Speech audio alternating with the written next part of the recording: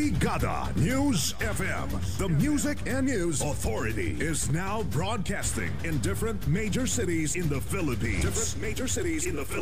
Brigada News FM National 93.1. Brigada News FM Cebu City 89.5. Brigada News FM General Santos City 93.1. Brigada News FM Zamboanga City 88.3. Brigada News FM Cotabato City 89.3. Brigada News FM Toledo City 103.1. Brigada News FM Puerto Princesa Palawan 88.5. Brigada News FM San Carlos City Negros Occidental 95.7. Brigada News FM Coronadal City 99.3. Brigada News FM Calibo Aklan 102.9. Brigada News FM Daet Camarines Norte 102.5. Brigada News FM Cagayan de Oro 97.5. Brigada News FM Kidapawan City 102.9. Brigada News FM Tacloban City. Soon to air. Brigada News FM radio stations that will embrace and hit the airwaves in other cities in the country. 93.5. Brigada News FM Olongapo City 107.3. Brigada News FM Rojas City Capiz 95.1. Brigada News FM Iligan City 92.9. Brigada News FM Kawayan City Isabela 92.5. Brigada News FM Tuguegarao City 90.9. Brigada News FM Bogo City. Brigada News FM Davao City. Brigada News FM Butuan City. Brigada News FM Surigao City. Brigada News FM Valencia City Bukidnon. Brigada News FM Dumaguete City. Brigada News FM Bacolod City. Brigada News FM Iloilo City. Brigada News FM Baguio City. Brigada News FM, the Music and News Authority. Brigada Mass Media Corporation. Now invading the nationwide broadcasting scene. And will soon have its mark in Philippine radio. One time, the new Filipino time, alas 12:02 na ng tanghali. That time check was brought to you by DriveMax Adult Herbal Capsule. Tatagal ka ba? Siksik sa mga bagong balita. Rinig sa buong bansa. Narito na ang Brigada Balita Nationwide sa tanghali. Ang programang ito ay hatid sa inyo ng DriveMax Adult Herbal Capsule. Tatagal ka ba? Brigada Balita. Brigada Balita. Magandang tanghali mga kabrigada. Hatid ng Brigada News FM Philippines ang Brigada Balita Nationwide. Hatid rin ng DriveMax Herbal Dietary Supplement Capsule at ng Power Cells Herbal Capsule. Mula rito sa Brigada National Headquarters, kami yung tagahatid balita sa ngalan ni Brigada Luna Aguima at Brigada June Mendoza. Brigada Sandy Madarcos. At ngayon sa ating mga nangungunang News Headlines. US Embassy, wala pa umanong abiso sa AFP kung dadalo sa pagdinig ngayong hapon si US Marine Joseph Scott Pemberton sa Laude killing case. Epekto ng transport strike sa Metro Manila hindi naramdaman. MMDA at LTFRB minaliit lang ang kilos protesta. Samantala, seguridad sa Olongapo Prosecutor's Office mas sinigpitan pa sa pagpapatuloy ng preliminary hearing ngayong hapon. Malacanang dumepensa sa naitalang 12.1 million na bilang ng nahihirapang mga Pilipino. Yan ang ating mga headlines sa Balitang National at ngayon sa detalye ng ating mga balita. Brigada National. Ang bahaging ito ay hatid sa inyo ng Power Cells Herbal Capsule. Tuldukan ang sakit. Iginit ngayon ng Armed Forces of the Philippines na pagtatanggol lamang sa karapatan ng mga Pilipino ang naging hakbang para ipadeklarang undesirable ang German national na si Mark Soselbeck, ang fiancé ng pinaslang na si Jeffrey Jennifer Laude. Sinabi sa Brigada News FM ni AFP spokesperson Colonel Harold M. Cabunok kung paano ipinupursige umano ng gobyerno ang pagbibigay hustisya sa insidente ng pagpatay kay Laude, ay ganun din ang ginagawang pagpupursige ng sandatahang lakas ng Pilipinas para mabigyan ng hustisya ang ikinukonsiderang paglabag naman ni Soselbeck sa batas. Maalala na si Soselbeck ay hindi pinahintulutang makalabas ng bansa kahapon dahil sa reklamo ng AFP na ipinabot sa DFA at ng Bureau of Immigration matapos na pasukin ito ang Camp Aguinaldo para makitang suspect sa pagpatay sa kasintahan nito na si Jennifer Laude. Yes, of course, karapatan natin bawat Pilipino na tayo ay hindi nababastos at ang ating karapatan ay hindi apak-apakan ng kahit sino man. Kahit naman tayo, kung pupunta tayo sa ibang bansa, kung binigyan tayo ng visa, tayo dapat sumunod sa lahat ng regulasyon at mga batas ng bansa na yan. Ang tinig ni AFP spokesperson Lieutenant Colonel Harold Cabunok sa panayam ng Brigada News FM National. Samantala sa dagdag na balita, blanco pa ang Armed Forces of the Philippines kung ano magiging hakbang na gagawin para kay PFC Joseph Scott Pemberton sa ikalawang round ng preliminary hearing sa Olongapo Prosecutor's Office mamayang hapon. Matatandaan na sa unang pagdinig sa reklamo laban kay Pemberton, inatasan ng piskalya mga abogado ng suspect na ipakita ng US ang kanilang pagiging seryoso para makipagtulungan sa investigasyon at iharap sa preliminary hearing ang suspect. Sa panayam ng Brigada News FM kay AFP spokesperson Lieutenant Harold Gabunok, sinabi nito na nasa kamay na ng Estados Unidos ang magiging hakbang kung ihaharap si Pemberton sa pagdinig. Si Pemberton ay nasa custody ng US government bagamat nasa loob ito ng pasilidad ng pamahalaan sa Camp Aguinaldo. Usaping legal po yan. Hindi natin alam ano ang legal maneuvers na kanilang gagawin. Alam naman natin na kapag preliminary investigation, mayroong silang pamamaraan. Either iharap or hindi o i-represent ng abogado. Samantala, The Jennifer Laudez Slay Case. The Jennifer Laudez Slay Case Update. Sa mga oras na ito, magtungo tayo ngayon ng Olongapo Prosecutor's Office. Alamin natin ang kaganapan doon. Nasa linya ngayon si Brigada Bong Kagape. Brigada Bong, brigada mo!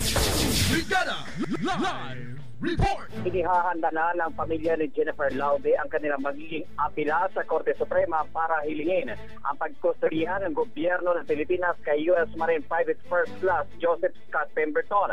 Sa panayam ng Brigada News FM kay Marilu Laude, kapatid ni Jennifer, sinabi nito na mistulang nawawalan na umano sila ng pag-asa sa pamalaan, lalo na hindi sila napapansin ang suporta ng gobyerno upang makamit ang hustisya. Patunay na anya rito ang pagpunteriya kay Mark Zuckerberg na isang German fiancé ni Jennifer.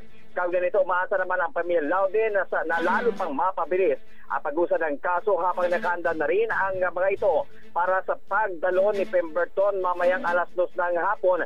Bagamat wala pa ring direktang impormasyon hanggang sa ngayon kung ito nga ba ay dadalo. Mahigpit na seguridad na rin ang ipinatutupad ng Philippine National Police dito sa Olongapo City, kasama na rin ng Armed Forces of the Philippines. Para sa Brigada Balita Nationwide, Brigada Joffrey Bong Kagape, Brigada News. Brigada Bong, may indikasyon ba na mayroong magsasagawa ng kilos protesta katulad ng unang pagdinig? Alas 9 pa lamang ng umaga, Brigada Sandy, mga kabrigada, Brigada John, ay nagtipon-tipon na yung mga militanteng grupo dito sa lapas ng Olongapo Prosecutor's Office dahil naman sa mistulang napaka-overacting umano na reaksyon ng gobyerno para dito sa pagkustodiya nga o pagpigil dito kay Mark Zuckerberg para sana makaalis ng bansa kagabi. So yan yung kabilang sa mga hinaing nila ngayon kung saan ay alas 9 pa lamang ng umaga ay nagkilos protesta na ang iba't ibang grupo. Brigada Bong, yun sana itatanong ko kung ano ang naging reaksyon ng pamilya Laude doon sa pagharang ng Bureau of Immigration dito kay Mark Zuckerberg na makalabas ng bansa kahapon. Nung hinimatay nga daw itong si Mark Zuckerberg, ayun din yung naging reaksyon nitong nanay ni Jennifer Laude, itong si Mrs. Julita Brigada John, na kung saan ay sila sobrang dismayado o mano sila sa nangyari na pagpigil ng Bureau of Immigration maging ng pamilya, kung kaya't sana man lang daw ay pagbigyan na rin yung apila nila na maikustodiya ng gobyerno ng Pilipinas, kung kaya't posible mamayang hapon or bukas ay magpasaklulo na, maghahain sila ng petisyon dyan sa Korte Suprema sa lungsod ng Maynila at sila iluluwas para hilingin na ikustodiya itong si Pemberton sa gobyerno ng Pilipinas. Okay, Brigada Bong, si Mark Zuckerberg ba ay visible dyan sa Olongapo ngayon? Negative, no? Nandyan pa rin ang sabi sa atin ng pamilya Laude, nandyan pa sa Bureau of Immigration dyan sa lungsod ng Maynila at inaasahan sana daw, sabi nga ng pamilya, sana daw ay papayagan na after na magkapagpaliwanag mamaya itong si Zuckerberg, sana ay payagan na ng BI na siya ay makaalis ng Pilipinas at makauwi na sa kanilang lugar dahil halos walang tulog daw araw-gabi yung si Zuckerberg nang siya ay pumunta dito ng Olongapo City. Maraming salamat, Brigada Bong Kagape mula dyan sa Olongapo Prosecutor's Office. Brigada Balita. Sa iba pang mga balita, minaliit lamang ngayon ng Land Transportation Franchising and Regulatory Board ang naging epekto ng isinagawang transport strike ng ilang cost-oriented groups ngayong araw dito sa Metro Manila at mga lalawigan. Sa panayam ng Brigada News FM kay LTFRB Chair Winston Hines na inihayag ng opisyal na ilang grupo lamang ang lumalahok sa kilos protesta at hindi naman kasali ang malaking transport groups kung kaya't inaasahan umanong hindi ito makaka-apekto sa public transport. Maliban rito, karamihan umano sa mga estudyante ay naka-semestral break na kung kaya't hindi rin ito magdudulot ng abala sa maraming pasahero. Minomonitor po natin, tinitingnan po namin ang magiging epekto nito sa ating transportasyon. Pero dahil sa pagkakaalam po namin ay ito lamang na paglunsad ng transport strike na ito ay piston lamang ang nakasama. Kita po namin na hindi po gaano magiging epekto nito kumpara doon sa mga nakaraan na kasama ang mga iba pang mga grupo. Samantala, sa kaugnay pa rin na balitang umuusad na umano ngayon ang ginagawang hakbang ng DOTC at LTFRB at ilang pang ahensya ang pangmatagalang solusyon para maging maganda at maayos ang serbisyo ng transportasyon sa Kalakang, Maynila. Ito'y sa pamamagitan ng pag-aaral na pinunduhan ng World Bank para alamin kung posibleng magdagdag pa ng prangkisa para sa iba't ibang biyahe sa Metro Manila area. Sa panayam ng Brigada News FM kay LTFRB Chairman Winston Hines, sinabi nito na binabalanse ng gusto sa pag-aaral ang paglago ng ekonomiya, pagdami ng tao at mga sasakyan para matiyak na magiging kapaki-pakinabang ang magiging hakbang. Matatandaan na sa ngayon ay kabi-kabilang problema sa daloy ng trapiko, lalo na marami pa rin mga kolorom na sasakyan na bumibiyahe sa mga pangunahing lansangan sa Metro Manila. Patuloy pa rin. Doon sa study ay mayroon din, hindi ko lang po matandaan sa ngayon, kung ilan yung kanilang nire-recommend na dapat na ideal para sa isang metropolis na kagaya po ng Metro Manila. Siksik sa mga bagong balita. Brigada Balita Nationwide. Samantala, sa mga oras na ito, magtungo tayo ng palasyo ng Malacanang. Ang palasyo dumepensa sa naitalang 12.1 million na bilang ng mga nahihirapang mga Pinoy. Mula sa palasyo ng Malacanang, Brigada Leo Navarro Malikdem, i-brigada mo.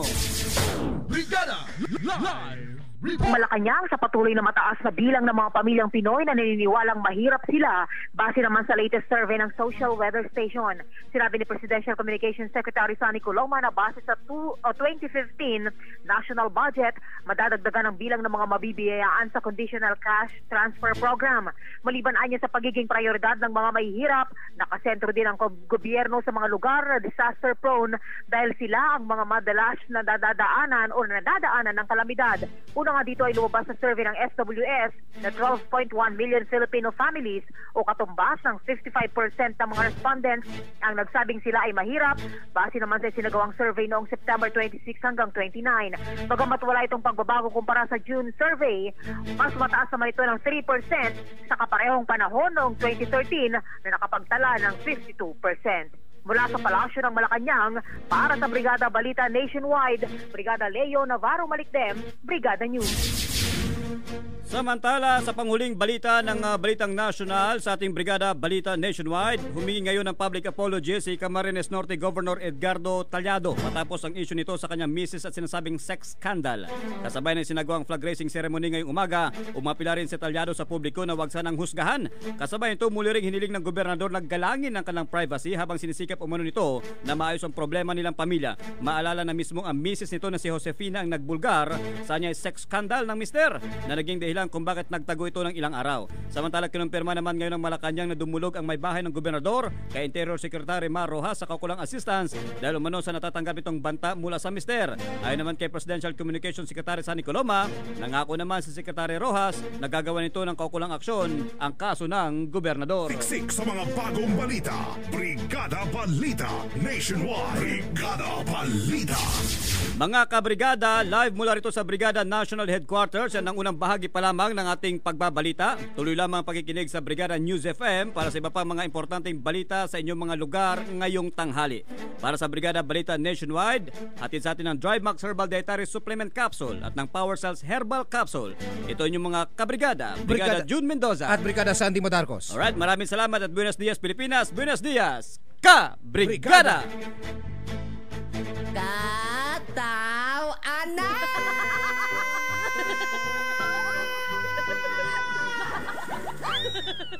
Okay, next applicant, sit down. Thank you, sir. As an applicant, what can you contribute to our company? Huh? May babayaran pala ako. Naglalakad na nga lang ako pumunta dito eh. Ay! Okay kayo! Nakakabahala kung may sakit ka na diabetes, cancer, lung problem, kidney failure, at iba pa. Nangangayayat na ako dahil sa sakit ko. Kailangan mo ng proteksyon kasama ang regular medication upang labanan ang mga sakit. Power Cells Herbal Capsule. Taglay ng Power Cells ang natural na mga sangkap tulad ng garlic, cayenne pepper, mustard seed at cinnamon bark. Kaya para sa buong pamilyang protektado, Power Cells Herbal Capsule. Power Cells Herbal Capsule. Mabibili sa mga butika. No approved therapeutic claims. Umaga pa lang. Tutok sa araw. Pero sa pagmamaneo, di umayaw. Ay, overtime pa sa opisina. Sa maghapong performance sa trabaho, paano naman si Mrs. niyan? Pa, ligo lang ako ha. Ay, naku.